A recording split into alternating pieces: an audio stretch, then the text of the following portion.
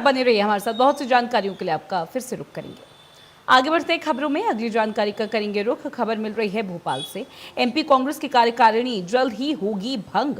नई कार्यकारिणी में करीब 200 नेताओं को जगह मिल सकती है। संभव है ये। मौजूदा कार्यकारिणी में है करीब 300 सदस्य। पीएसी की बैठक में नई कार्यकारिणी पर बनी है सहमति। हरीश चौधरी ने नई कार्यकारिणी के लिए यहां पर नाम मांगे हैं।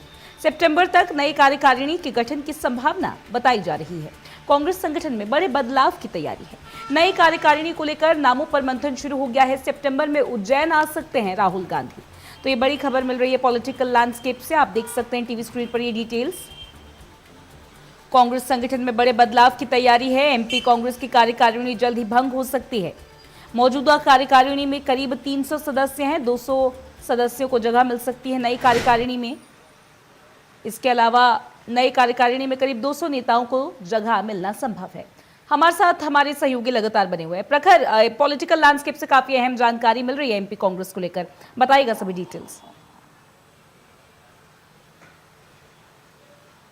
देखिए बिल्कुल, मध्य प्रदेश कांग्रेस की कल पॉलिटिकल अफेयर्स कमेटी की बैठक हुई थी, जिसके बाद अभी अपडेट सामने आ रहा है कि जो जीतू पटवारी की नेताओं की जम्बो प्रदेश कार्यकारिणी है, ये अब जल्द ही भंग होने वाली है। इसको लेकर जो है कल पीएसी में तमाम जो नेता थे उनके बीच में सहमति बनी है। और यहां तक कि अगर बात की जाए तो जो प्रदेश प्रभारी हरीश चौधरी हैं, उनकी तरफ से जो है तमाम जो बड़े नेता हैं उनसे और पॉलिटिकल अफेयर्स कमेटी में ये कहा गया है कि नई कार्यकारिणी में किन्हें शामिल किया जाए, उसको लेकर अपने अपने तरफ से जो नाम है वो प्रस्ताव नेताओं की तरफ से दिए जाए। ये साफ तौर पर जो है वो कहा गया है प्रदेश प्रभारी की तरफ से। हालांकि अगर बात की जाए तो ये भी जानकारी है कि इस नई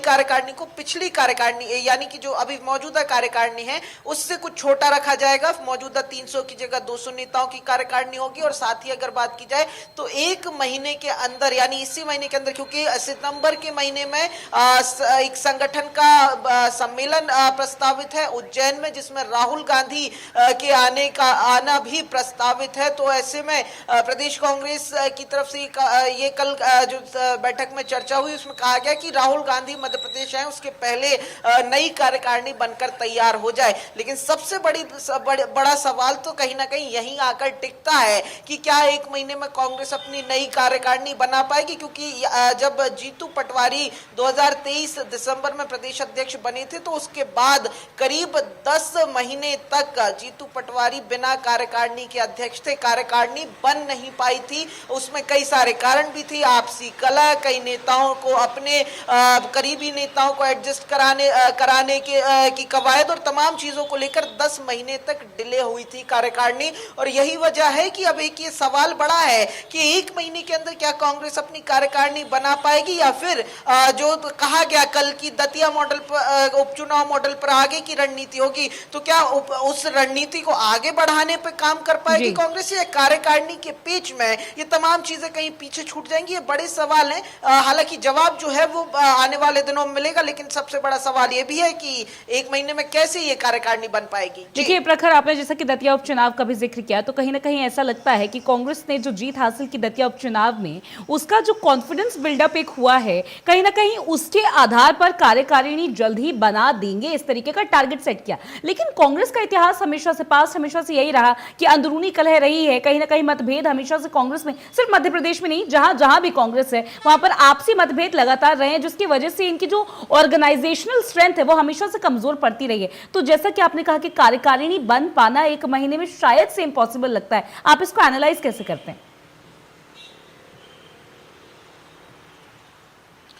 देखिए बिल्कुल, ये बिल्कुल ठीक कहा कि एक महीने में कार्यकारिणी बनना थोड़ा सा मुश्किल दिखाई देता है कांग्रेस के इतिहास को देखते हुए। और इतिहास कोई बहुत ज्यादा पुराना या दूसरे राज्य के इतिहास की भी बात न करें, मध्य प्रदेश की ही बात करें, मौजूदा अध्यक्ष जीतू पटवारी के ही कार्यकाल की बात करें, तो जो मौजूदा कार्यकारिणी है, जैसा मैंने पहले भी जिक्र किया था, 10 महीने लगे थे। और उन 10 महीनों के पीछे कहानी ये थी कि जीतू पटवारी ने अपनी एक सूची भेजी दिल्ली, उस पर जहाँ चर्चा होती तो उसी बीच जो है वो बड़े दिग्गज पुराने नेताओं की तरफ से कोई आपत्ति ये आती कि उनके समर्थक जो हैं उनको एडजस्ट किया जाए। तो इस तरीके की कला जो है वो पहले भी देखने को मिलती रही है और इसी कार्यकाल में जीतू पटवारी के देखने को मिली है।